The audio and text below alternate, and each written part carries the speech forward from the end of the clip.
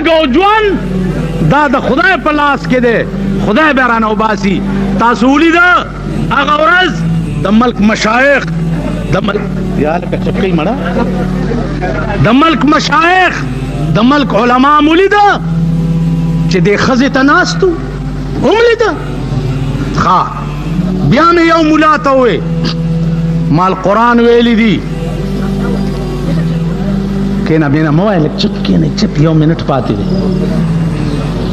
یو ته مې ووې چې قرآن ویلی دي، قرآن چې قل للمؤمنین یغضوا من ابصارهم، مسلمانانو ته ووایه چې ښځه وګورئ نو نظر ښکته وغورځوئ. معلومات په اخبار کې داسې ولیدې ورته دې کته د قرآن دا آیات چرته تللی و د قرآن چې تا دې ښځې ته داسې کته. او دوی چې کوم ځانونه جوړ کړي وو دا ښځې ځان جوړ کول ورته هېڅ وو. نو ما یو افسر ته وی مال هغې غریبې به چېرته رنګ منګ لګولی او موږ د خانک په څنډو ورته ځان مږلی و، داسې هم دا ځان برش کړی و. نو د پیغمبر خیرې والی یی ښه ورځ به نه ګورئ.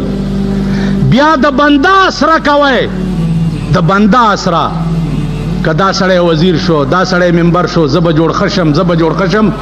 42 کاله کې ورځ په ورځ تباه کېږئ، ښه کېږئ نه. د بنده اسرې پرېږدئ، د خدای اسره ونیسئ. ابس ته عبدالله په معشوقو د جهان فخر کړه، فخر په هغه چې په سبحان فخر کوي. کم ذات باندې چې پروردگار فخر کوي د هغه اسره نیسه، د الله اسره نیسه. بنده بچئ او د هغې اسره بچئ. والله العظیم په 42 کاله د پاکستان کې کما به د بنده اسره کړي زه به په 4 مذهبه مسلمان نه، یا به مې پړه کې دا راغلي چې دا واقف سړی مې وزیر شو، یا دا شو، یا دا شو، زه به ښه شم، زه به مسلمان نه یم. اسره د خدای کوم، په بروسه د خدای ګرځم، په اعتماد د خدای ګرځم. مالک می خدای دی، رازق می خدای دی، د عزت او د ذلت مالک می خدای دی. زما د بنده اسره نشته او انشاءالله تر مرګه پورې به مې خدای د بنده د اسرې نه ساتي.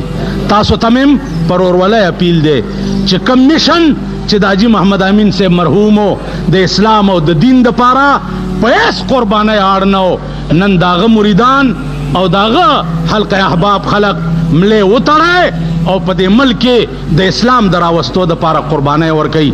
واخر دعوانا ان الحمد لله رب العالمین.